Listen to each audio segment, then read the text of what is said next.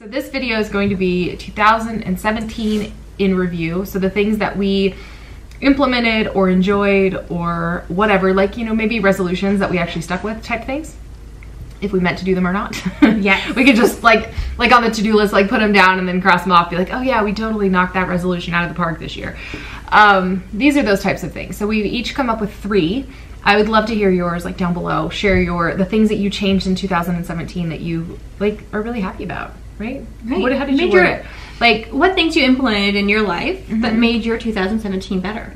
Yep, we each came up with 3 that really positively affected both of us. So you go first. Okay, so my first one that I will share is going to be the gym. And this one seems really silly because it's like everybody's resolution. Like, I'm gonna start going to the gym.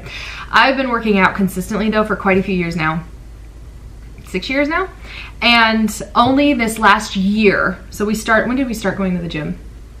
Like for reals.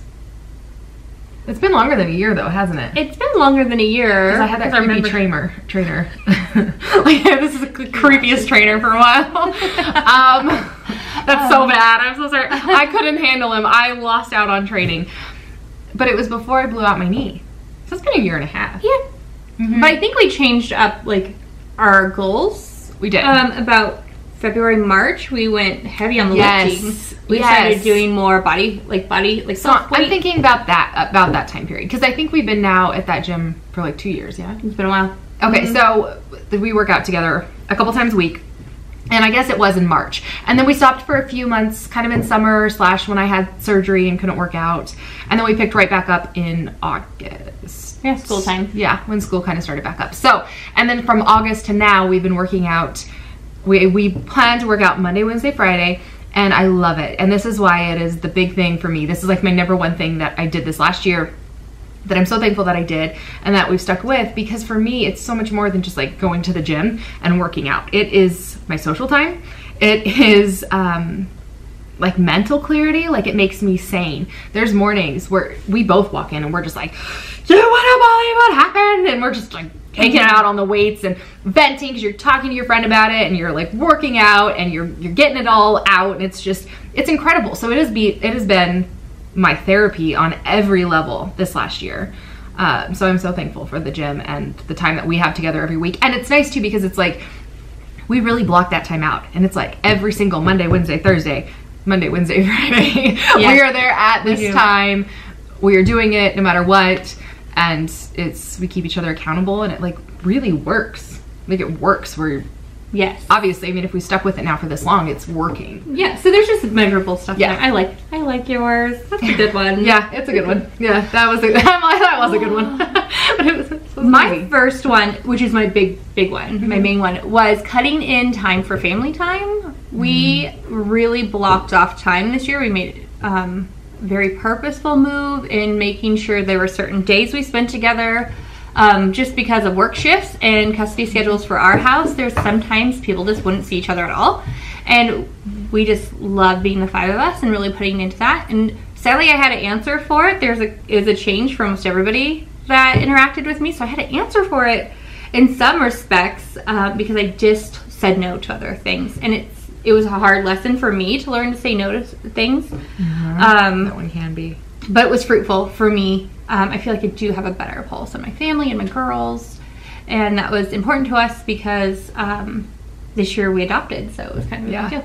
They adopted this year, which is just incredible. That is huge, because it was official this year. It was. I don't even think about it, because it's been a while that you've had her, but yeah. So that is, I mean, obviously, it gave me the chills. Goosebumps, look at that. Yeah. We don't announce it too much because it's a family member, so it wasn't easy.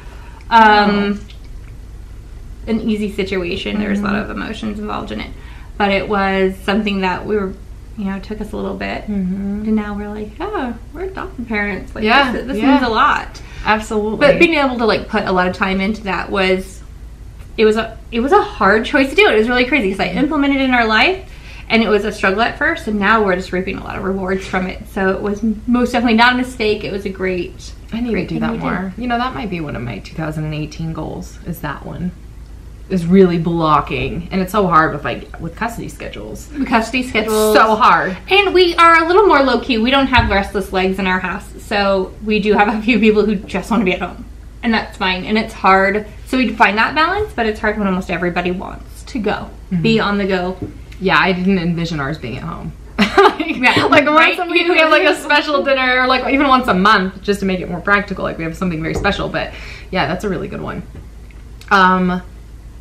You're number 2. Yeah, I guess I'll carry on. So my second one, I'll carry on with like the family type deal too here, is communication, specifically with my boyfriend. And I don't want to say like we've ever had problems communicating, because we haven't. But this last year, something clicked or changed, or I don't even know, I really don't know how to describe it. But I can tell you now, we are on the exact same level, and there is nothing in any way, shape, or form that we are hesitant to tell one another or to talk about or discuss. I mean, we are truly, something just changed, and maybe that was just like a growth in our relationship. But the way that I'm communicating with him too, I'm talking to him in a way that I've never talked to. I never talked to my ex-husband.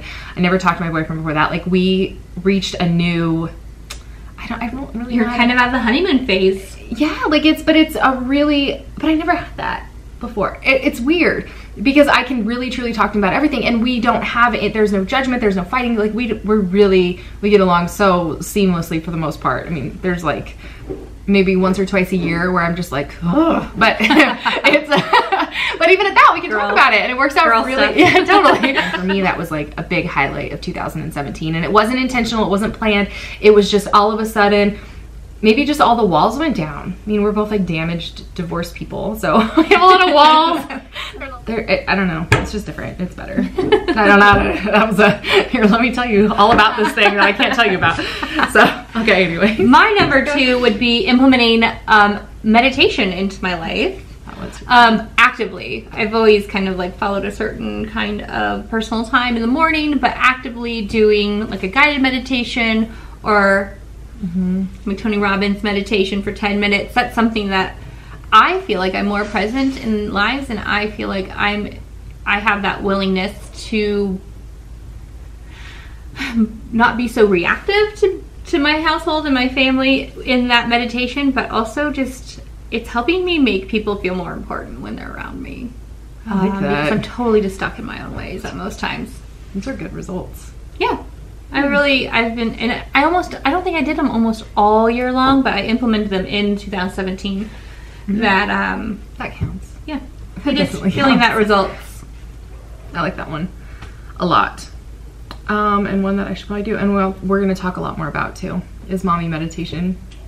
We'll do a whole video about that. We actually already did it, but we felt like the Christmas one needed to go first, and maybe this one and the other one, just because they fit better. The other one, okay, so my third is me bringing in the essential oils, but it truly is, I've been using them now since I was like pregnant with Drake, and only this last year, maybe a little overlap back in 2016. I've been doing it forever, but it's just this last year I've been so incredibly consistent. Every single night in their diffuser's going to meet their needs for that day. On their feet every single day, I've been doing that, and I feel like it's really helped them boost their immune systems and just be healthier kids, and not just like, you know, sickness wise, but like mentally. And the other night Deacon was just struggling to go to sleep, and he came into my room crying, and he's like, Mom, I can't sleep, and I don't know what's wrong with me. And I'm like, let's go, you know, spray your pillow with frankincense and lavender, which I usually do. That one I'm not the most consistent on, which is why I didn't mention it, but it totally helps. And he was like, oh, the next morning he's like, Mom, that really helped. Thank you so much. So having those in their lives, and actually my goal in 2018 is to up that for me. So I'll talk about that in another video, but I've nailed it for my kids, and I'm really proud of that. I love that, because you can't fool them. Like, we can stand on camera and talk about essential oils, and we can tell you about our experiences and how they work, because we want those results. Like kids, animals, they don't have that in their brain to like wish for better results. So they, you know, it's a big testament to how they work and how well they work for kids. Yes, and they do. I mean, I'm a true believer. I wouldn't sit here and say, hey, this works, if I didn't think it actually worked, but it works. At least for my kids, it works. All right, what's your third? My third one. Emotional. Oh yeah, it was the oil one. We talked about this when we watched Caliber before this. Because we've been using essential oils for a long time that I used to just use them to reduce my toxic load and have more of like a natural, self-reliant way of living. But I've really been doing this year more oils for my emotions. I'm an emotional person. I'm very sensitive to vibes.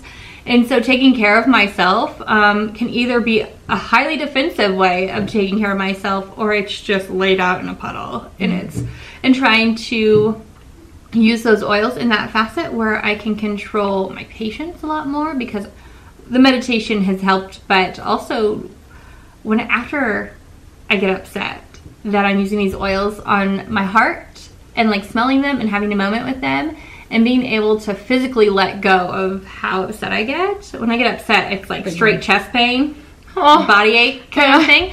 So I've been able to really put those on, and you know, not every day is sunny. Not every day is rainbows and sunshine and unicorns. No, I wish. And so really using that to help. We all work through it, but it's, you know, having that extra little help of, oh, okay, like I'm a little more energized, or I'm a little bit more predispositioned to this cheerful mood.